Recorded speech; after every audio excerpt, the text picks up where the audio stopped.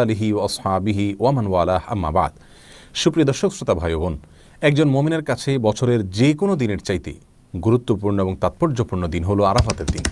কারণ রাসূল আকরাম সাল্লাল্লাহু আলাইহি ওয়াসাল্লাম এই দিন প্রসঙ্গে বলেছেন, এই দিনে আল্লাহ সুবহানাহু ওয়া তাআলা যত বেশি সংখ্যক মানুষকে জাহান্নাম থেকে মুক্তি দিয়ে থাকেন, বছরের অন্য কোনো দিনে এত বেশি সংখ্যক মানুষকে আল্লাহ সুবহানাহু ওয়া তাআলা জাহান্নাম থেকে মুক্তি দান করেন না। অপর এক হাদিসে আসছে, তিনি বলেছেন, আফদালুদ দুআই দুআউ ইয়াউমি আরাফা।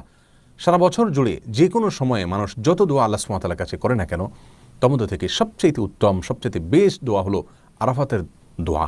প্রিয় দর্শক, আরাফাতের দিনে যারা আরাফাতের ময়দানে অবস্থান করেন অর্থাৎ হাজী সাহেবগণ, তাদের জন্য রাসূল আকরাম সাল্লাল্লাহু আলাইহি ওয়াসাল্লাম অনেকগুলো আমলি কথা বলেছেন, বাতলেছেন। আর যারা আরাফাতের দিনে আরাফাতের ময়দানে অবস্থান করছেন না, বরং পৃথিবীর বিভিন্ন প্রান্তে ছড়িয়ে ছিটিয়ে আছেন, যারা হজ করছেন না, তাদের জন্য আরাফাতের দিনে বিশেষ কোনো করণীয় আছে কিনা, আজ আমরা সে বিষয়ে আলোকপাত করতে চাই।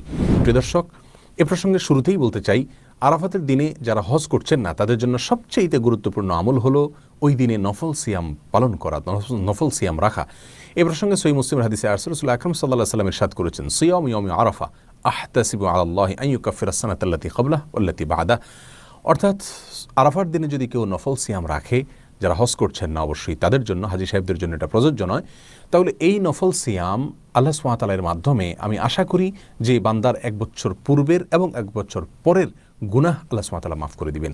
প্রিয় দর্শক, অতএব আরাফাতের দিনের সবচেয়ে বড় আমল, প্রধান আমল হলো এই দিনে আমরা সিয়াম পালন করব। আরাফাতের দিনে সিয়াম আমরা ঠিক কোন দিনে পালন করব, এ নিয়ে যথেষ্ট ধোঁয়াশা এবং বিতর্ক রয়েছে। স্কলারদের মধ্যে থেকে অনেকে বলে থাকেন, যেহেতু রাসূল আকরাম সাল্লাল্লাহু আলাইহি ওয়াসাল্লাম আরাফাতের দিন বলেছেন, 9 তারিখ বলেননি, অতএব আরাফাতের দিনটি সৌদি আরবে যদিও চন্দ্র মাসের 9 তারিখ হয়ে থাকে, তারপরেও যেদিন হাজী সাহেবগণ আরাফাতে অবস্থান করছেন আমরা ওই দিনে রাখবো, কারণ আরাফাতের দিন সেটা আমাদের দেশে 8 তারিখও হতে পারে। আর অনেক স্কলারগণ বলেছেন, রাসূল আকরাম সাল্লাল্লাহু আলাইহি ওয়াসাল্লাম আরাফাতের দিনে সিয়াম রাখতে বলেছেন, আর আরাফাতের দিন যেহেতু 9 তারিখ হয়ে থাকে, অতএব 9 তারিখকেই তিনি মূলত উদ্দেশ্য করেছেন, বুঝিয়েছেন। বিধায় আমরা পৃথিবীর যে প্রান্তে থাকি না কেন, আমরা 9 তারিখে রাখবো, আমাদের দেশে যেদিন 9 তারিখ সেদিন রাখবো, সেদিন সৌদি আরবে ঈদের দিনও হতে পারে। যাই হোক, এখানে দুটি মত আমরা দেখতে পাচ্ছি। এই দুটি মতের কোনোটি রাসূল আকরাম সাল্লাল্লাহু আলাইহি ওয়াসাল্লামের সুস্পষ্ট কোনো হাদিস দ্বারা সরাসরি সমর্থিত নয়, বরং এই দুটি মতই গবেষণামূলক। আমরা যেই মতটি আমাদের কাছে বেশি যৌক্তিক মনে হবে সেটার উপর আমরা আমল করতে পারি। আর যদি উভয় দিনে আমরা নফল সিয়াম রাখি, অর্থাৎ চন্দ্র মাসের 8 এবং 9 উভয় দিনে যদি আমরা সিয়াম রাখি, তাহলে সেটা সবচেয়ে উত্তম। কারণ কোনো কোনো বর্ণনা দ্বারায় জিলহজের প্রথম দশকের প্রথম 9 দিনই সিয়াম রাখার কথা, সিয়াম পালন করার কথা বোঝানো হয়েছে, নির্দেশ করা হয়েছে। কোনো কোনো বর্ণনা দ্বারা এরকমটি বোঝা যায়। বিধায় আমরা জিলহজের 8 এবং 9 উভয় দিনে সিয়াম পালন করতে পারি। তাহলে আরাফাতের দিন উপলক্ষে সর্বপ্রথম এবং সবচেয়ে বড় কাজ হলো একজন মুমিনের জন্য, যারা হজ করছেন না, আরাফাতে অবস্থান করছেন না, আরাফাতের দিনে ওই দিনে সিয়াম পালন করবেন।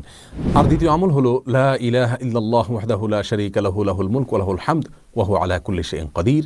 এই বাক্যগুলো বেশি থেকে বেশি বলা, পাঠ করা আরাফাতের দিনে। রাসূল আকরাম সাল্লাল্লাহু আলাইহি ওয়াসাল্লাম বলেছেন, ওয়া আফদালু মা কুলতু ওয়াল আম্বিয়াউ মিন ক্বাবলি লা ইলাহা ইল্লাল্লাহু ওয়াহদাহু লা শারীকা লাহু লাহুল মুলকু ওয়া লাহুল হামদ ওয়া হুয়া আলা কুল্লি শাইইন কাদির। অর্থাৎ আমি যত বাক্য আমার মুখ দ্বারা উচ্চারণ করেছি, যত জিকির করেছি আমি এবং আমার পূর্বে যত নবীগণ যত জিকির করেছেন, তার ভিতরে সবচেয়ে উত্তম জিকির হলো এটি। রাসূল আকরাম সাল্লাল্লাহু আলাইহি ওয়াসাল্লাম এই জিকির আরাফাতের দিনে, এই দোয়াকে, এই বাক্যগুলোকে আরাফাতের দিনে পাঠ করার ফলে বিশেষভাবে নির্দেশ দান করেছেন। এই দোয়াগুলো বা এই বাক্যগুলো যদিও হাজী সাহেবদের জন্য, যারা আরাফাতের মধ্যে অবস্থান করছেন তাদের জন্য বলা হয়েছে, তারপরেও এই বাক্যগুলো যারা হজ করছেন না বা আরাফাতের দিনে আরাফাতের ময়দানে বাইরে আছেন, তারাও পাঠ করতে পারেন। এটাই বিশুদ্ধ মত। কারণ রাসূল আকরাম সাল্লাল্লাহু আলাইহি ওয়াসাল্লাম এখানে নির্দিষ্ট করে দেননি যে শুধুমাত্র আরাফাতের দিনে যারা অবস্থান করছেন তারাই পড়বে, বরং আরাফাতের দিনে যে আমলগুলো আছে সেগুলো দিনের সাথে তিনি সম্পৃক্ত করেছেন।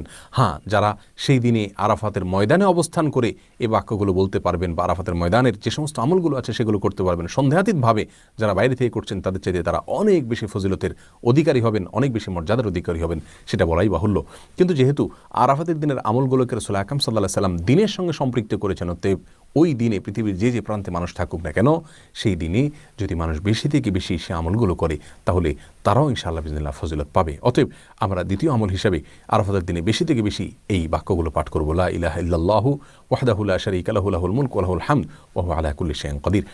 আরাফাতের দিনের তৃতীয় আমল হলো, যেহেতু আরাফাতের দিনে সিয়াম পালন করা সুন্নাহ, আর সিয়াম পালন করলে যদি কোনো ব্যক্তি সিয়াম পালন করে তাকে ইফতার করানোর ফলে ওই রোজাদার ব্যক্তি রোজা রেখে যে পরিমাণ সওয়াব পান, ইফতার করানো ব্যক্তিকে আল্লাহ সুবহানাহু ওয়া তাআলা সমপরিমাণ সওয়াব দান করেন।